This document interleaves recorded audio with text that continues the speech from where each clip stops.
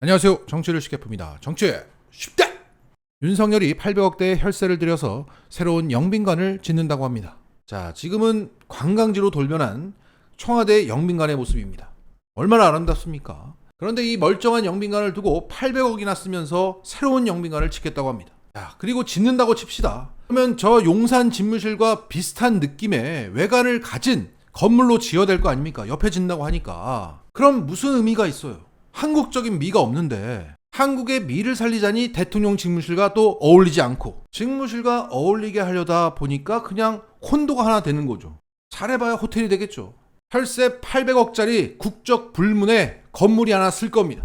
자, 그러면 좀 경제적으로 한번 따져보겠습니다. 지난 3월 윤석열은 대통령 집무실 이전 발표를 하면서 이사 비용, 인테리어 비용 해서 496억 원이 들어갈 것이라고 말했었습니다.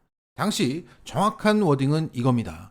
1조 원이니 5천억 원 추측이 나오는데 그건 근거가 없고 국방부를 합창 건물로 이전해야 하는데 이사 비용과 리모델링을 좀 해야 되기 때문에 거기에 들어가는 예산으로 기재부가 뽑았는데 496억 원이 들어간다고 하더라. 이렇게 말했습니다. 그래서 윤석열이 말한 496억 원은 다 쓴 상태입니다. 그런데 이후 국방부 이전 비용으로 300억이 추가 발생해서 썼고 합동참모본부 이전 비용으로 1,200억 원에서 2,980억으로 증액해서 썼습니다. 그래서 지금까지 3,800억 정도가 집무실 이전 비용으로 쓰였습니다. 그런데 여기에 아직도 이전하지 못하고 있는 국방부 시설 일부와 그 이전으로 또 이전되는 시설들의 이전 비용은 책정조차 못하고 있습니다. 그리고 오늘 멀쩡한 청와대 영빈관을 두고 새로운 영빈관을 짓는데 800억을 또 쓰겠다고 한 것입니다. 진짜 거덜을 냅니다. 그냥 청와대를 들어가면 되는데 들어가지 않아서 쓰여진 혈세가 벌써 5천억 원 정도 쓰였고 앞으로 최소 1조 원 이상은 들어갑니다. 그런데 더 어이가 없는 것은 이미 이 영빈관 신축은 계획된 일이었다는 겁니다. 과거 김건희와 이명수 기자 간의 녹취록에서 도사가 영빈관을 옮기라더라 라는 말에 김건희가 옮길 거야 라고 답한 적이 있습니다. 이미 작년부터 김건희는 청와대에 들어가지 않겠다는 마음을 먹었던 것이고 해외 손님을 맞이하려면 영빈관은 있어야 하니까 영빈관을 옮기겠다는 말을 미리 했었던 겁니다. 누구의 말을 듣고? 도사의 말을 듣고.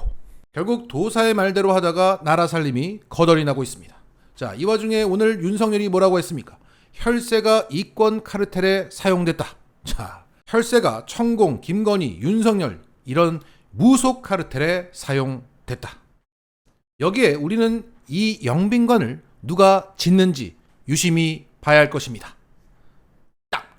윤석열이 청와대에만 들어갔어도 쓰이지 않았을 1조 원을 날리고 있는 가운데 오늘 환율 방어한다고 7억 불, 지금 환율이 1,400원이니까 1조 원이 공중 분해되었습니다. 40분 만에 환율 6원을 떨어뜨리는데 정확히 9,800억이 녹아 없어졌습니다. 이러니까 블룸버그 통신의 최근 말이 맞는 거죠. 우리나라 외환보유가 소진되는데 8개월 남았다. 이 얘기가 맞는 겁니다. 자, 기사 보겠습니다. 원달러 환율 1,400원 선이 위협받자 정부가 공식적으로 개입했다고 합니다. 그동안 수수방관해왔던 추경호 기재부 장관은 넋놓고 있을 수 없다고 말하면서 환율에 대한 인위적 개입을 공식화했습니다. 자, 미친 겁니다. 국가 신용도 추락하는 소리가 들립니다. 자, 그러면 어떻게 이런 인위적 개입을 했느냐? 외환당국이 2008년 글로벌 금융위기 당시 거래가 뜸한 점심시간에 대규모 달러 매도를 통해 환율을 끌어내린 도시락 폭탄 전략을 쓴 게 아니냐는 관측이 나왔다. 자, 여기서 도시락 폭탄 전략이라고 하는 것은 김건희가 주가 조작할 때 거래량이 적은 점심시간을 이용했던 것과 같은 겁니다. 쉽게 말해 국가가 점심시간에 환율 조작을 한 겁니다. 누가 이런 나라에 투자를 합니까? 곧 미국으로부터 환율 조작국이라는 페널티를 받게 되어 있습니다. 자, 금리를 올리면 되는데 그놈의 부동산 가격이 떨어지면 안 되니까, 그러면 지지율 떨어지고 표 떨어지니까 못하는 겁니다.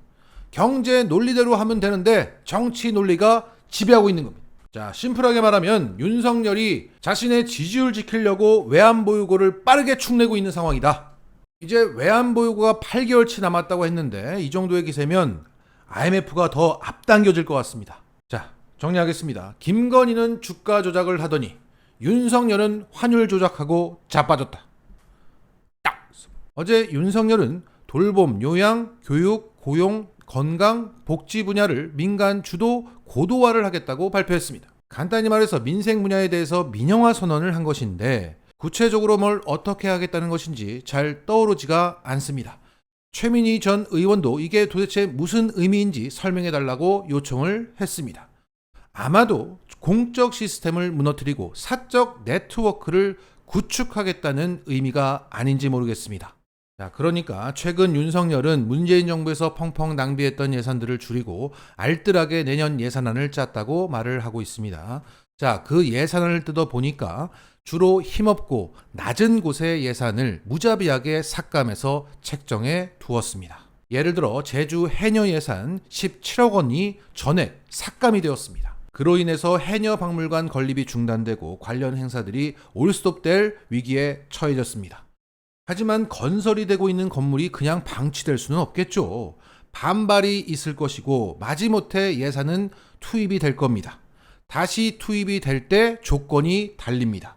여기서 새로운 민간 사업자가 등장을 하는 거죠. 그 민간 사업자를 통해서라도 예산이 집행되기를 간절히 원하는 지역의 요구가 빗발이 칠 겁니다. 그렇게 되면서 공적 시스템으로 투입되었던 이 자잘한 예산들이 윤석열의 사적 네트워크를 통해서 투입이 되는 겁니다. 결국 윤석열이 말하는 민간 주도 고도화란 윤석열 주도 사유화인 것입니다. 예산으로 협박해서 모든 걸 내 손 안에 쥐겠다. 이게 정말 말도 안 되는 얘기인 것 같지만 저는 그렇게 흘러갈 것이라고 예상합니다. 우리는 브라질을 넘어서 수리남이 될 수 있다. 락스뉴아스! 중국 공산당 서열 3위 리잔수가 우리나라에 왔습니다. 이것은 우리나라 국회의장의 초청에 따른 것입니다. 그런데 지난 펠로시 방한 때와는 사뭇 분위기가 달랐습니다. 국회 관계자도 있고 의전팀이 나가서 리잔수를 영접했던 것입니다. 조건은 같았습니다. 둘 다 서열 3위였고 모두 우리나라 국회가 카운트 파트였습니다. 그런데 미국은 홀대하고 중국은 환대했던 겁니다. 이 노골적인 반미, 친중, 이거 어떡할 겁니까? 최근 현대차가 미국 시장에서 전기차 보조금 혜택을 못 받게 된 이유가 펠로시를 홀대했기 때문이라고 미국 차관이 얘기했습니다. 또 반도체 7조 원 투자를 인터셉트 당했습니다.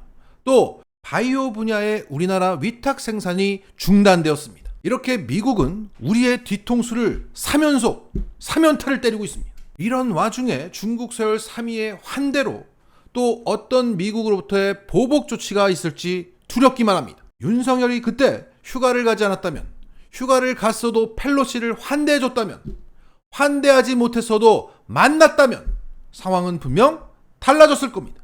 자, 정리하겠습니다. 윤석열의 갈짓자 외교 때문에 중국의 보복도 걱정해야 하고 미국의 보복도 걱정해야 하는 나라가 되었습니다. 마치겠습니다.